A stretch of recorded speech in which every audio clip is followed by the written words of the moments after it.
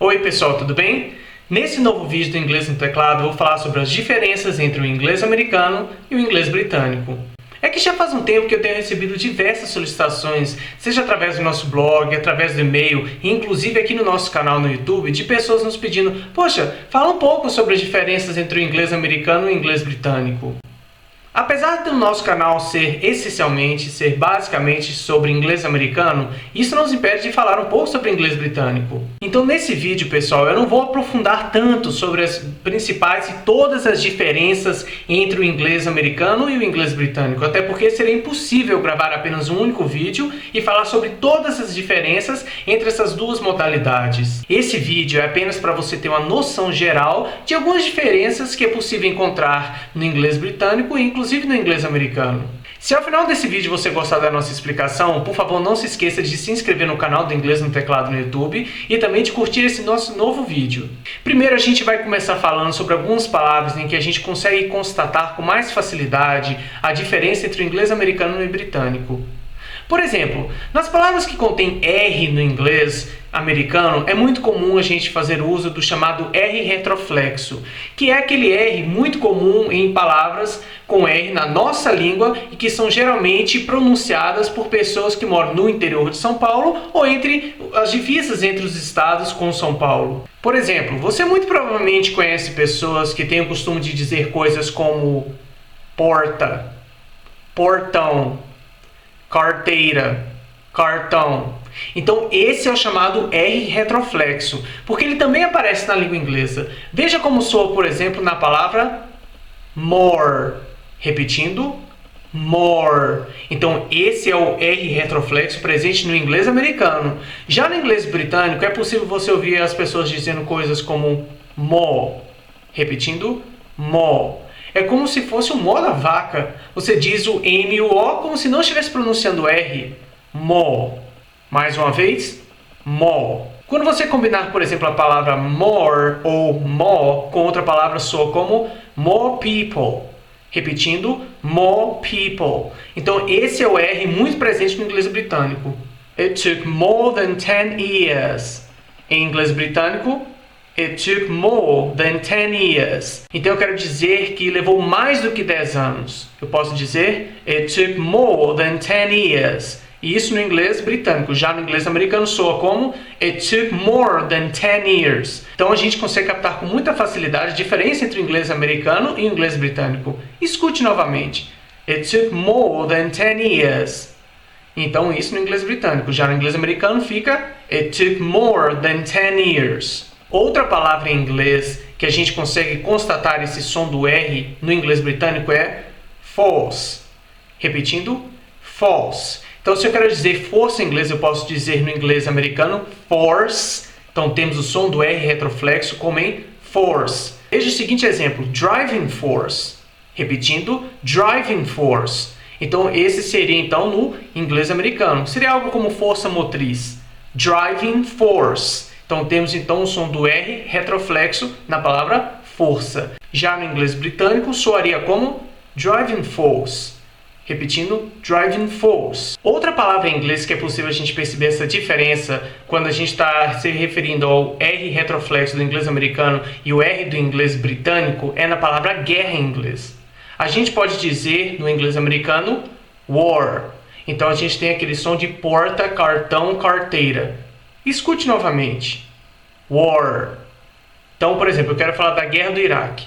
Então, por exemplo, eu posso dizer Iraq War, me referindo à guerra do Iraque. Já no inglês britânico soaria como war. Então, novamente, a gente tem aquela questão do more e force soando como war. Repetindo, war. Então, no inglês americano fica war. Já no inglês britânico soa como war. Iraq War. Iraq War. Por exemplo, a gente quer falar o termo líderes mundiais em inglês. No inglês americano soaria como world leaders. Repetindo, world leaders. Então a gente tem a palavra mundo ou global em inglês. A gente pode dizer world. Então você realmente consegue captar com facilidade aquela questão do R misturado com L no inglês americano. Quando a gente diz world, que é o caso, por exemplo, de menina. Você pode dizer girl. Então, por exemplo, você diz world leaders no inglês americano. Já no inglês britânico soa como world leaders. Repetindo, world leaders. Então você não tem aquela tendência de torcer a língua como a gente diz no inglês americano, world, e já no inglês britânico, world. Repetindo, world. Muitas pessoas já me perguntaram, engraçado, Daniel, eu tenho a sensação de que o inglês britânico eles parecem mais com a nossa língua. De fato, você pode captar em algumas palavras uma certa similaridade em que a gente utiliza para pronunciar as letras na nossa língua com o inglês britânico. Por exemplo, se você disser 6 meses depois, em inglês britânico soa como 6 months later. Repetindo, 6 months later. Então esse R que a gente tem no inglês britânico soa no inglês americano como 6 months later. Repetindo, 6 months later. Se você quiser dizer meu pai em inglês americano soa como my father. Já no inglês britânico soaria como my father. Repetindo, my father. A palavra ministro no inglês americano fica minister. Repetindo, minister. Já no inglês britânico soa como minister. Repetindo, minister. A palavra anos no inglês britânico é muito interessante porque eles tendem a pronunciar cada letra corretamente na palavra. Veja, eles dizem years. Repetindo, years. Então a gente consegue captar o som do A no final da palavra. Já no inglês americano é muito comum a gente ouvir as pessoas dizendo ears, ears, como se a gente estivesse negligenciando o som do A presente na nossa língua. Isso porque no inglês britânico soa como ears, ears.